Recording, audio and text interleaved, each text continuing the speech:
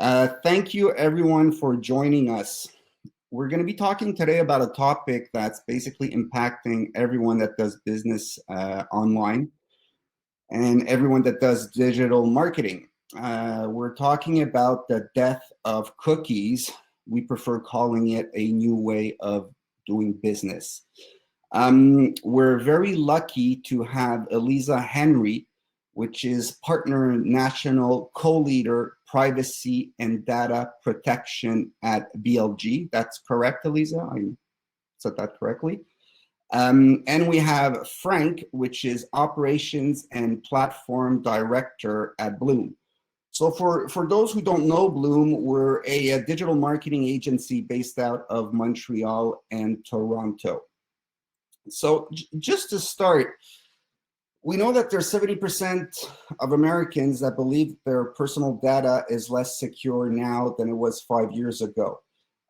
Elisa, can you tell us, why this rise in privacy concerns from consumers, basically? What's your POV on this? Hi, can you hear me? Yeah, we can hear you now.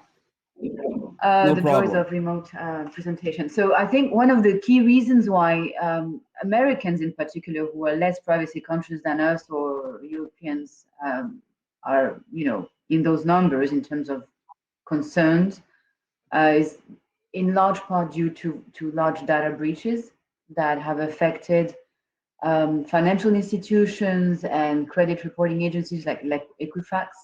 And, those very large data breaches have, and Marriott, and, you heard a lot about those other industries where there's been large breaches. But, these very large breaches created, major damages to the American population in terms of identity, stolen identities, and other, impacts on people's reputation and credit. So I think that's one of the main reason why Americans are waking up to the fact that they do not actually have an overarching privacy legislation in the US. Also, I think the Cambridge Analytica and all the fake news that have been, surrounding the elections, the past elections, the current elections, the fact that people realize that the audience, they are being manipulated by social media also, I think, created awareness in terms of how your privacy and your data is used against you, potentially to manipulate you. And, we see increasingly, an increase in the use of creepy technology to watch employees, facial recognition and other mechanisms, biometric technologies that really was something that people are not yet used to and maybe never get used to, but there's been an increase in the use of those technologies by American employers and American companies in general. And above all that, they see on the other side of the Atlantic, the GDPR, which is very protective, that is, has created the golden standard for protection around the world. And people are starting asking, why don't we have that in the US? Why are we so, hopeless and have no means to defend ourselves? It has to be the FTC that comes in and pushes those big fines for extreme cases. But it's not the way, and class actions, but that's not the best way to solve those issues. And I think that's why people are starting to wake up in the US. And you're referring to Cambridge Analytica. So, and that happened a couple of years back during the Trump election, if I'm not mistaken. So, these breaches been happening for a couple of years, and we know today, and we know for a while now that third-party, the phasing out of third-party cookies isn't just happening today. It's been happening since it started happening in 2017 in the likes of Safari, Firefox, and so forth that started this trend. However, in the last 2 months, and everyone heard about this, we've been talking more and more about data privacy in our business, in digital advertising business and landscape, the iOS 14, and getting closer, and Google is getting closer to the phasing out of third-party cookies on Chrome also. Chrome, which is one of the most popular browser that is used. As for iOS 14, essentially, applications and the likes of Facebook will need to ask the iPhone users their full consent to track them on third-party sites. We talk about third-party cookies, we talk about first-party cookies, and before we get into the whole legal aspect related to the phasing out of the third-party cookies, it would be nice, Frank, if you could share with us and explain to us exactly the main, difference between first-party cookies and third-party cookies. Okay, yes, of course. So first of all, I can give you more details on what is a cookie. So basically, it's a file or a piece of code implemented in your website that tracks and remembers information about user web activity. So there are two kinds of cookies. The first-party cookies, they are usually stored in your website domain, and they are mainly used to improve user experience. For example, as a user, you are visiting an e-com website, and you add an item to the shopping cart. The shopping cart will be updated with the help of the first-party cookie, and the website will remember the product that you added in the cart. Without first-party cookies, the website may not be even able to add your item in the cart. You can do a test like this if you have Safari on your phone. If you block all cookies and then you browse on the internet and you try to do some autocart in different websites, you will see that most of the time you won't be able to do this. So that's an example of user experience that the first-party cookie helps for the website. Another example could be the language preference selected by a user. This user is browsing in different pages of your website. Same thing without first-party cookie, your website won't be able to remember the language of the user. So then we have the third-party cookies. They are created by domains, but other than the one that you are currently browsing, like, for example, a cookie from Facebook or Google Ads that you can implement in your website. So those third-party cookies are used by advertisers for remarketing, cross-site tracking, etc. And how they work, basically, they identify a user with an ID. And this ID follows the user in the different websites that he or she visits. So it provides to the third party, Facebook, Google, or other third party, information about the user and his behavior, not just on your website, on one website, but the behavior of this user in all websites he visited. Okay, and thank you for that. And basically, what will be the main impact of phasing out these third-party cookies for advertisers? So advertisers won't be able to identify users. So what it means is for one-to-one advertising, like with personalized ads like remarketing or dynamic remarketing, this won't be possible without third-party cookies or personal identifier. Also, we will have limited visibility on some campaign performance metrics such as reach, frequency, and the conversion attribution window that we are using for our campaign to measure performance will be very, very limited. Okay. We know that the phasing out of third-party cookies is directly tied to privacy principles from a legal standpoint.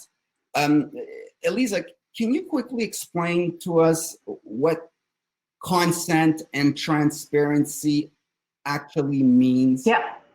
So under modern privacy legislation, whether it's the GDPR or here Canadian privacy laws, federal and provincial, individuals must have knowledge and give meaningful consent to the proposed collection, use, or disclosure of their personal information.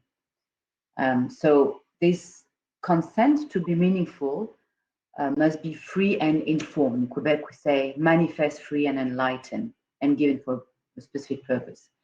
The consent must be obtained at the latest when information is being collected. That's important. And for the consent to be meaningful, you need transparency, meaning that you have to disclose to the individual the purposes for which the information will be collected and then used and disclosed to third parties in a manner that the individual will understand reasonably what will happen with the data, basically. And if the individual cannot expect to understand what's going to happen to the data, in complex ecosystems, it is sometimes quite difficult to understand where your browsing history or elements of personal information collected by cookies will be sent and how it will be used. Then the consent is not valid, and so the processing of the data becomes invalid. The transparency requirements were more detailed, adopted, I would say, by the Privacy Commission of Canada in its guidelines on meaningful consent of 2019, which I think is a nice roadmap for advertisers and players in the ecosystem, in the ad tech ecosystem, to see how those documents should be drafted. And it's very clear that those long documents that no one understood, where you had a concept blended in somewhere, don't work anymore. And the goal is really to make them clear, emphasize key elements. What do you collect, with whom do you share, for what purposes, and give the option to people to say yes or no.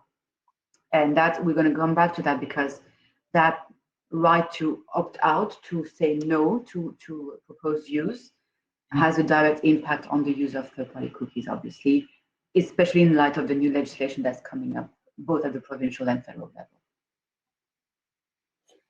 Okay, and so basically these two notions, consent and transparency, are at the core of the GDPR and the other legal actions taken by the government here in Quebec and in Canada, Bill 64, C11. Lisa, can you give us a quick overview of these three bills that are most likely to impact the people watching today? And ultimately, what do they actually say? So I'm not going to go through the entire legislation with you, but I'm going to focus on a couple of points that I think are very relevant to your industry. Okay. First of all, the GDPR, as I mentioned earlier, it's the gold standard in terms of modern privacy legislation. It's a European regulation, meaning that it applies directly in all member states of the EU without the need for local implementation. So it is the law of the EU since 2018, May 2018. And because the GDPR has an extraterritorial scope, it has impacted companies around the world who deal with EU companies or individuals in the EU. So you're doing business in the EU one way or another, you're impacted by the GDPR. And as a result, the rules of the GDPR have transpired in the contracts we see, in the practices we see developing, and it's becoming increasingly the norm that, it's a market of 300 million people, the EU.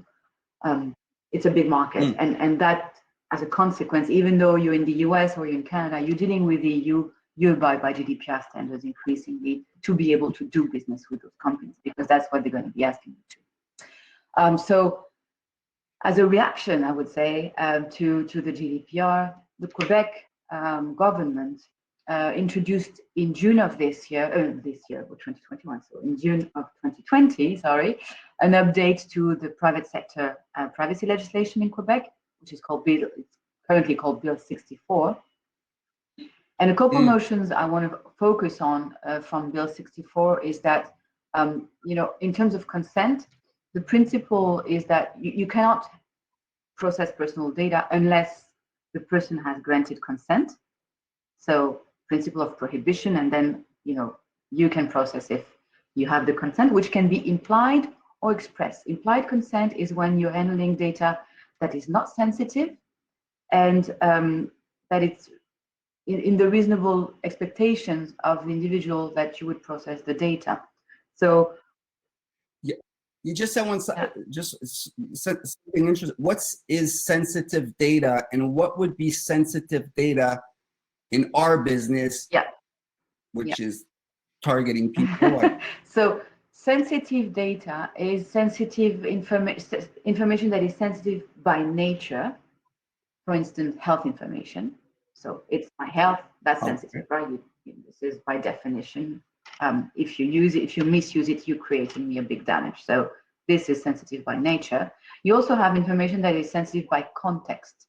And by context, it's, all the elements, maybe the pieces of information you're collecting is not in itself sensitive. You're not collecting my health data, but because you're, using this and this and this and different data points about me to profile me, for instance, and for instance, you collecting my browsing history. If you're collecting my browsing history, you will know that I'm starting to work at that time of day. I finished working at that time of day. Maybe I'm checking those websites during the day that have nothing to do with my job. Maybe late at night, I look at things that it's no one's business to know. And so very easily, and you see what I'm shopping, you see that I'm getting medicines, you see whatever, So when you're able to profile somebody to a point where you're able to certain elements of my intimate life, of my very private life, then that becomes sensitive. And when you do that, you need the express consent of the individual, right? So browsing history and information collected by cookies to a certain extent, depending on how deep you go and how much you combine it with other data sets, may become sensitive. The other element under Bill 64 that is worth mentioning is that you have to collect consent for each purpose. So if you have different purposes you're using, they have to be very clearly listed in a very clear and simple language and separately from any other information. So we're all wondering, like, does it mean, okay, you have your privacy policy, will you have to have like a specific consent box on your website or something? That's unclear, and it's still, the bill is still being discussed, and we hope there will be clarifications. Hopefully the advertising industry will ask for those clarifications because it has an impact on us. There's a couple exceptions to consent in the Quebec bill that are, I think, relevant for your purposes, including the fact that you can use data that is de-identified for the production of statistics. So if you collect data from your website and you de-identify it, or you use other sources and you use it in a de-identified manner for business intelligence purposes, for instance, you don't need the consent of the individual to do that. You don't need to say it out loud on your privacy policy, for instance. And also, if you want to use the data that you've collected for an initial purpose through your app or your website, and want to use it for a secondary purpose that is compatible with the first one, meaning that there is a link, a pertinent and direct link between, for instance, a shopping experience and transactional experience on the website, and then you want to push some relevant content on the same website to your users. For instance, I'm interested in boots and you want to show me more boots, then you don't need consent, obviously, to do that. Okay. It's small, but it's something. We had nothing in the previous legislation, just so you know. So it's already this is an improvement. Okay. So the notion of anonymizing information is key, basically. Tout ce qui est anonyme. Yeah. Yeah. The other element that is important is that in the Quebec bill, and something we don't have in the federal bill, is that if you're using profiling technologies, you have to inform individuals about the fact that you're using that technology and give them the means, if they're available, to deactivate that profiling.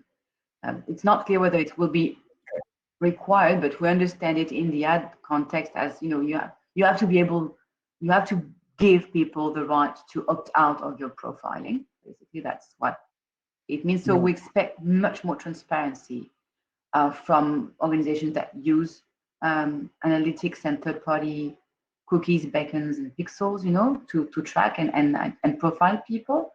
So these tools typically come with an opt-out mechanism, so we're going to be expected to use them. De-identified versus anonymized information is also an important concept. You know, de-identified data is data on which you removed direct identifiers. So you replace my name with a user ID. So that's de-identified. I'm a token, you know, I'm Henry123. Yeah. That's still subject to the Act, but there are exceptions to, you know, as I mentioned, you could use that de-identified data for secondary purposes and for BI purposes. Anonymized information, truly anonymized information, is data that really you cannot use to re-identify somebody. So you removed all direct and indirect identifiers. And when the data reach that level of anonymization, then it's not subject to the Act anymore, which is great. So when we talk about, you know, aggregated data, you know, with big cells and, you know, large numbers of people, so it's impossible for you to say, oh, I can match that with Mrs. X. You can use it without worrying about the law, basically, and in Quebec, not at the federal level. The other element to keep in mind, last thing in Quebec, is the privacy by design approach. So by default, you would be expected that the parameters of your products and services that collect data would be set to the highest level of confidentiality without the intervention of the individual. That's important. Okay. Okay. Thank you for that. We spoke about Quebec, Canada. Is there a big difference? Bill C-11? Yeah, there's a big difference, and that's a pity because we really would hope that we have a harmonized approach in the country, which is not the case at this point, and Quebec is moving much faster than the federal government for various reasons, including the fact that it's a minority government, so everything is stalled. But in November last year, this Digital Charter Implementation Act was introduced, and that would replace PIPEDA, which is our federal legislation applicable to private sector organizations.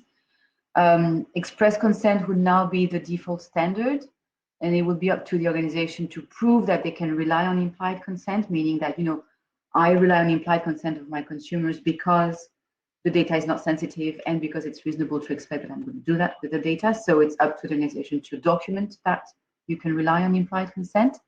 Transparency is also increased. So to get the consent, you know, you have to provide information in plain language, plain English, like grade 3 level, which is a new requirement. And there's requirements as to what should be pushed, you know, in those privacy policies and other information that you display to those individuals. There's an exception for legitimate business activities, exception to consent in Bill C-11. But those exceptions do not apply to processes according to which you would be influencing someone's behavior. And so we're wondering, you know, do they have in mind Cambridge Analytica manipulating public opinion for political purposes, or do they have in mind targeted advertising, where you try to influence people's consumption behavior?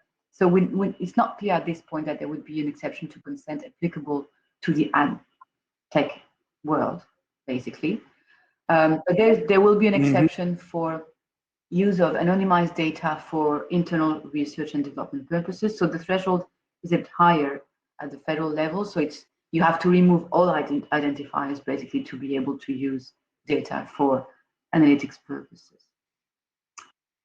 So, you know, as you know, we're in the business of profiling users in function of their behavior, in function of their consumption levels, and so on and so forth.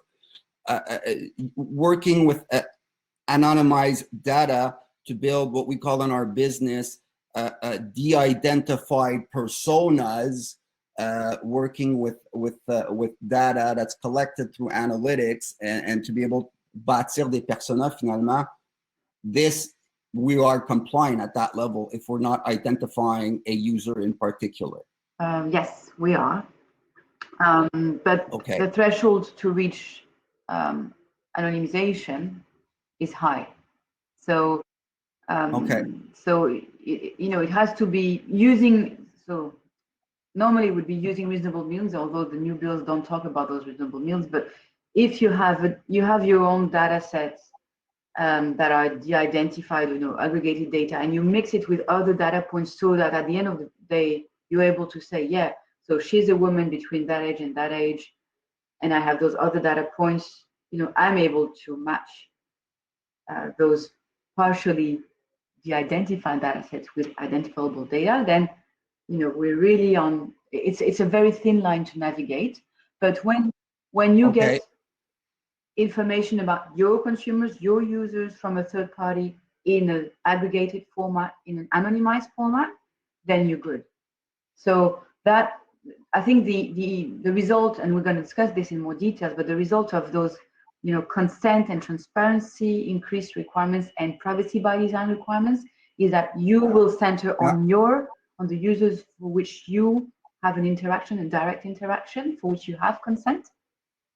So it's implied or express, and then you're going to enrich that data with de-identified information.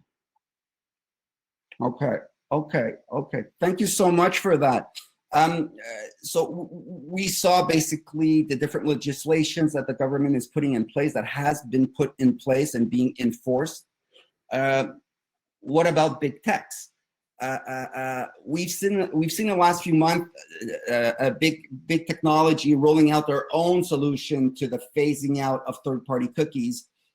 Essentially, all the solutions that are shown here are privacy-first solutions that might be used by brands to continue their digital marketing activities while complying with the recent bills that we just saw with the Lisa. We could spend hours and hours going through all these different solutions, but we've gathered 3 solutions that I'd like Frank, if Frank could walk us through these 3 particular solutions that have been put up in place by Google, Facebook, and others, basically. Yes, so basically removing third-party cookies will drastically change the way the targeting is built. So one of the solutions, we can start with Flock.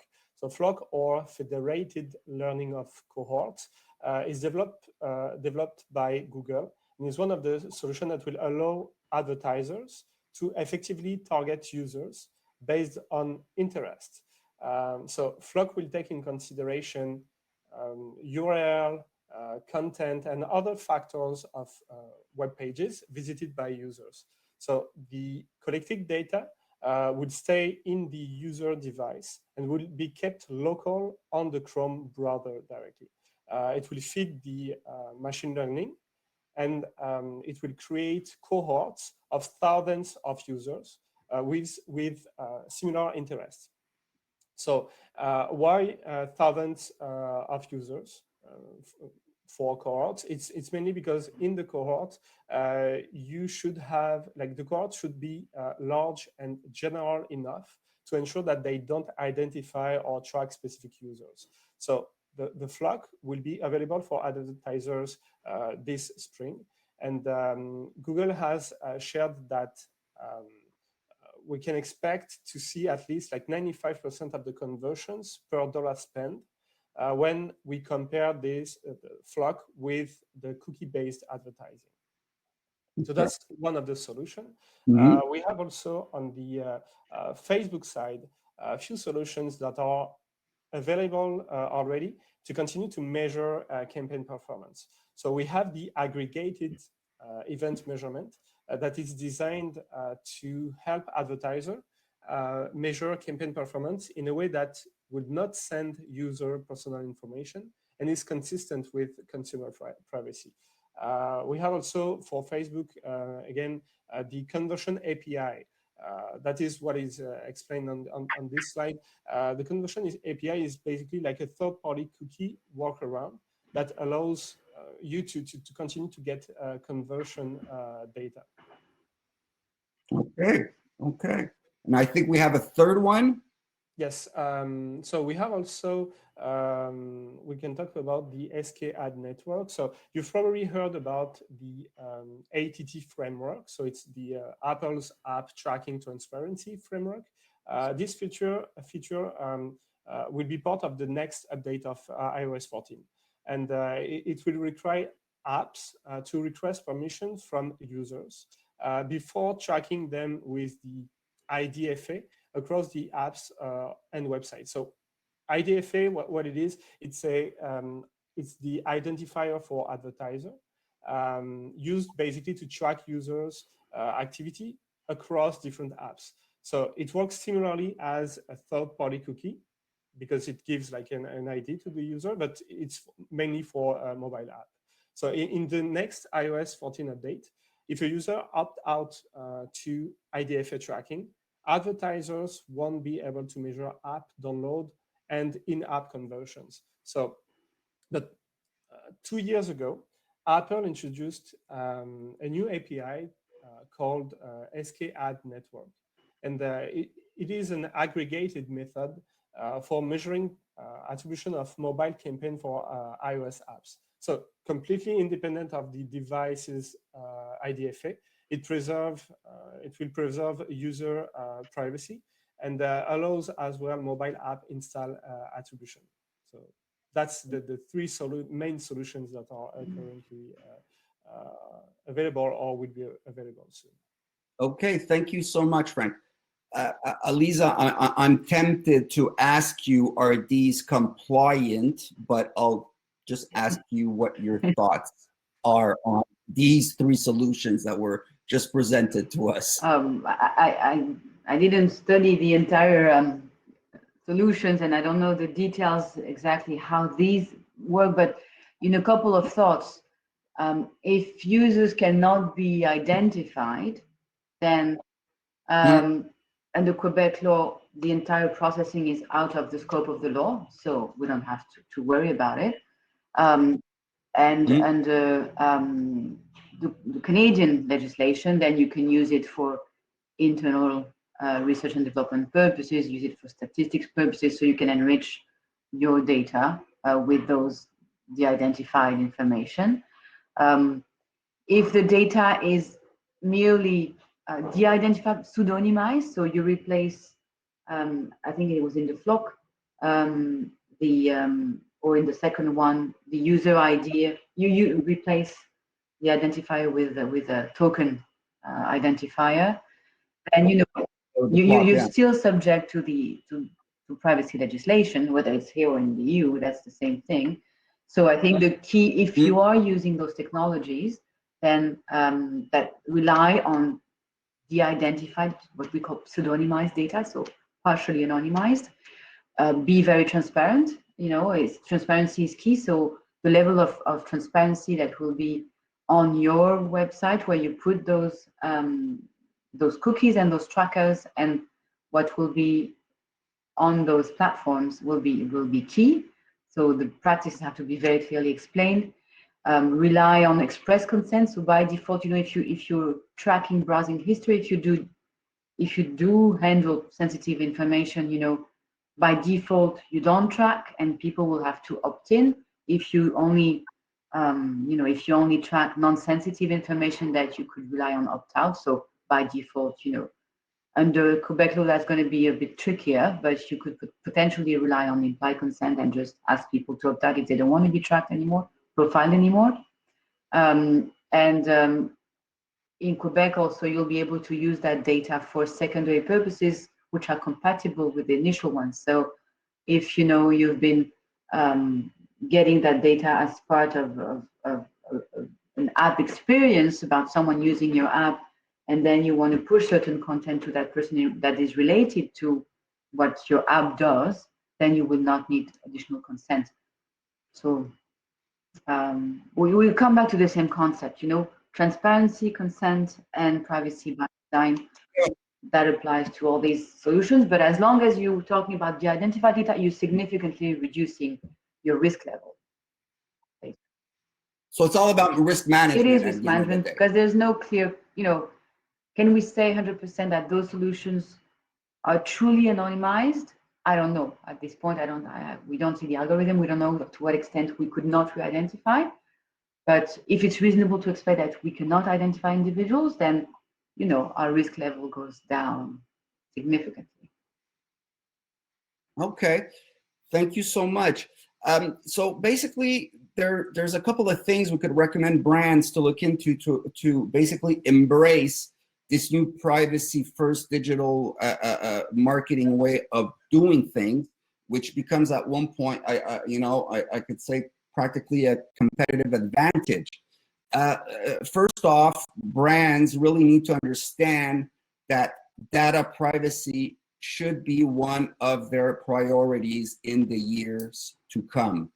The lack of compliance to the bills mentioned above will lead to a major lack of trust from clients.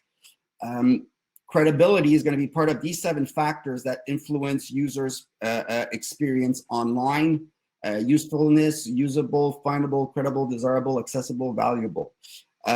So no need to say that user experience then will have a direct effect on advertisers' bottom line.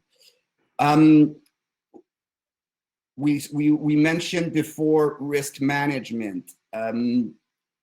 Elisa, can you give us a bit of an overview of the legal risk that could come in effect with brands that would not be compliant? Yes, so that's the punch of the presentation. So that's the punches. So, we have currently our privacy legislations are quite weak in Canada, in the sense that, there's no penalties, or very small ones are never used, and it's mostly class action risk and reputational risk at this point. So that is changing with the new bills. The Quebec one would make the Commission d'accès à l'information, the Quebec regulator, the first Canadian regulator to be able to, with the power to impose administrative monetary fines, penalties, for a broad range of contraventions to the Act, including, failure to comply with transparency requirements. And those fines could reach up to $10 million, or if greater, 2% of the worldwide turnover for the preceding fiscal year of the company. So we're talking serious fines. There's also penal proceedings and penal fines that could be used, and those would be only for certain offenses, such as, I think, re-identifying data that is anonymized. And those penal fines would be up to $10 million, and in case of a subsequent offense, $50 million, and or 4% of the worldwide turnover. So we're talking of GDPR type fines. There's also an increased, there's also a private right of action that is formally created in Bill 64, which will increase the number of class actions, making Quebec, which is already the case, Quebec the friendliest class action jurisdiction in the country. Under BC 11, so the federal bill, the Office of the Privacy Commissioner of Canada, which has very limited powers at this point and has been asking for increased powers like repeatedly for years now, will be granted the powers to issue binding compliance orders. So like a court, basically an order to tell you to do this or that, would be same weight as a court order. And it will also give the OPC the right to recommend to the Data Protection Tribunal, which will be a new tribunal, the imposition of penalties. And those penalties would be up to $10 million or 3% of the global revenue in the last financial year, whichever is higher. What is interesting, I think, in the to push people to compliance, is that under the federal bill, the tribunal will not be able to impose those fines if the company can establish that it has exercised due diligence to prevent the contraventions. So if you document, your privacy program and say, you know what, I looked into my service providers, I did this and this and this, I checked my contracts, I'm not collecting anything sensitive as per everything I have here. If you've done your homework basically and documented it, then the tribunal will not be able to impose those fines. So that's a very big difference with the Quebec bill. And if you do contravene, if you do violate the CPPA knowingly, certain certain violations would be deemed criminal offenses, and those would be sanctioned by fines up to $25 million, 5% of the global revenue upon conviction by the AG of Canada. And one of those offenses will be to use de-identified information to re-identify an individual. So keep that in mind. Playing with data sets that are identified will be a very dangerous game in the near future. Okay. Hence a roadmap. Hence a roadmap. Hence a roadmap, actually, that we prepared to share with you guys. So there is a roadmap that exists to embrace this cookieless world and make sure that we're compliant. And it really starts by understanding what the future holds for digital marketing. Obviously, we can't predict everything that will happen. However, we can predict with certainty that there will be a data monopoly, or how data is managed by big tech companies and publishers. We know that segmented digital advertising environment with specific audience performance measurement model per advertising platform will happen. And basically, less personalized digital marketing tactics like remarketing will also happen. Secondly, brands will need to shift their strategy towards collecting first-party data. And the idea here is that if you cannot borrow third party, you might as well own your own first party. And we've already seen a trend from publishers requiring logins to access more content. As a good example, and they're doing this quite well, is La Presse. Basically, for brands, this means acquiring more emails. However, we need to keep in mind that everyone will be back in the business of acquiring emails. So we cannot just expect people to sign up to a newsletter or what have you, and that won't cut it anymore. We're going to brands will need to add value, promos and exclusivity to acquire these emails that will become part of your first party data set. We'll essentially have to rethink our whole marketing funnel to focus more on acquisition and, even before that, activation. Frank, maybe you could share with us, the whole notion of reviewing data sources, basically.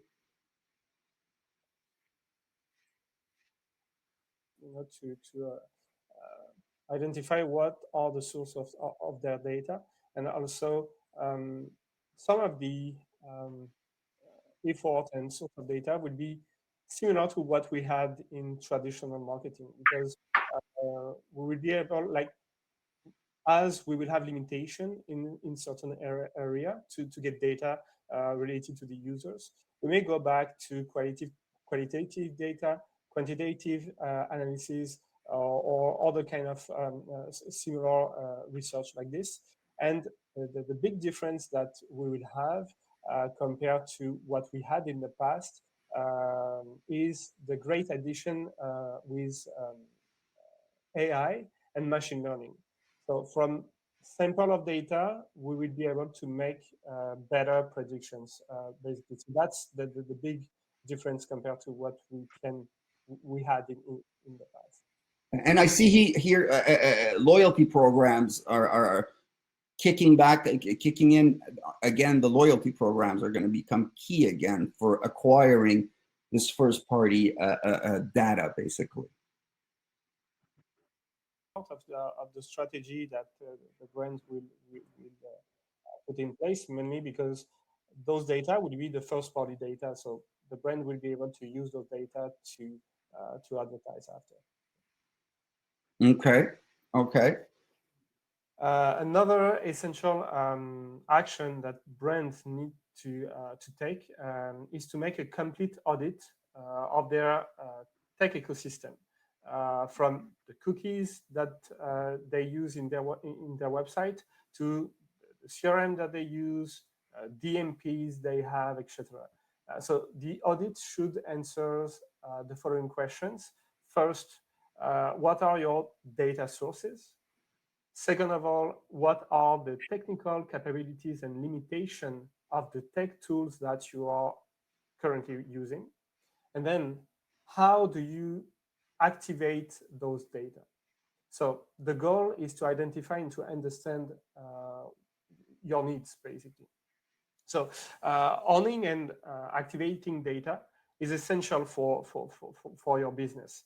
That being said, you heard probably about like a data warehouse. I mentioned DMP, CRM, and other kind of tools. But new solutions are available in the market to unify cross-channel marketing efforts with the new reality. And I'm talking here about CDP, so Customer Data Platform. To explain you what it is, CDPs help to bring together all customer data, basically your first-party data, into a unified customer profile or profiles. It's almost similar to a DMP, but the big difference is that CDPs don't rely on third-party cookies and third-party data. The data is persistent in a CDP, and also it is basically it doesn't expire. So CDPs work with anonymous and clean data, and they will help you to break data silos for a better cross-channel activation. So you can activate your data with, let's say, email marketing, SMS, sorry, and other kind of marketing effort. Okay. Thank you for that. Elisa, from a legal standpoint, today, a brand says, okay, we need to get on the compliance bandwagon. We started, we think we have a roadmap, to make sure that they're, working towards real compliance with the upcoming legislations. Is there any pointers you could share with us? Yeah, certainly. I mean, as Frank mentioned, I think the first step is to really map your use of personal data. So review what you have, what is your data inventory, and what your flows are.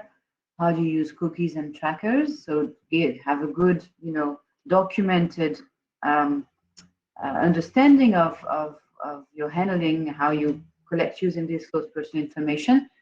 Personal information being a very broad concept. So, an IP address is personal information. The MAC ID is a personal information. So, find out what you're doing with your data and who are you using in terms of service providers.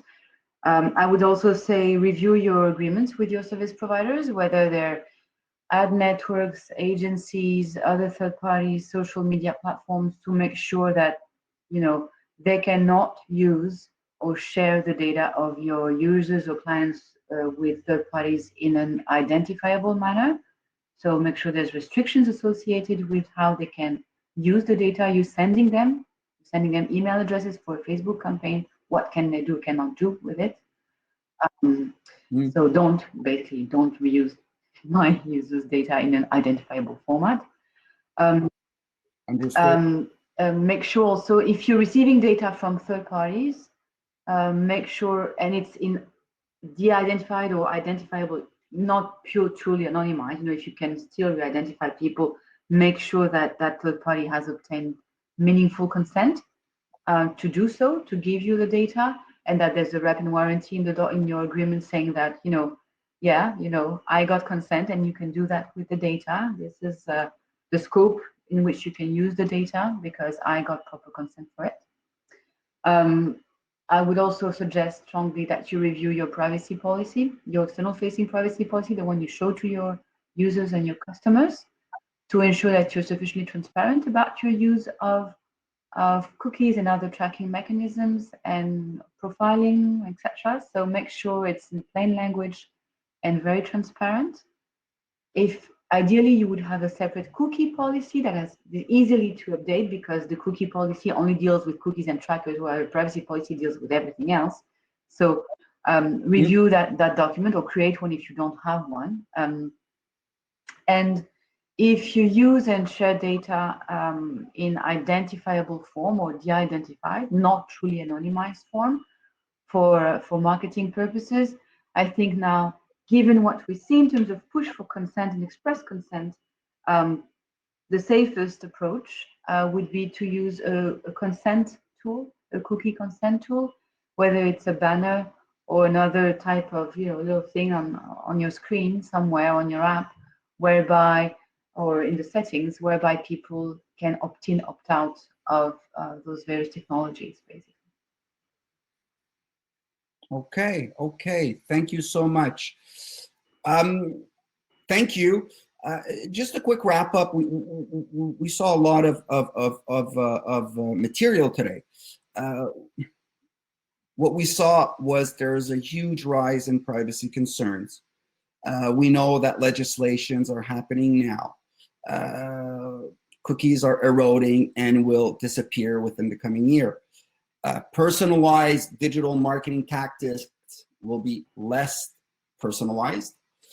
However, there are solutions available out there to embrace this, what we call cookieless world. From a user privacy point of view, this is a huge gain. And for advertisers, this means additional challenges. However, for the ones that play their cards right, this could represent great opportunities in order to engage and convert users on the long term and ultimately become a competitive advantage. We've been at Bloom, we've been preparing for a while now for this, from a legal standpoint, from a CX standpoint, and from a tech front. So you could feel free to reach out anytime to us or to Eliza through BLG. I want to thank Eliza and Frank for your time today. Great insights, very educational. Thank you very much.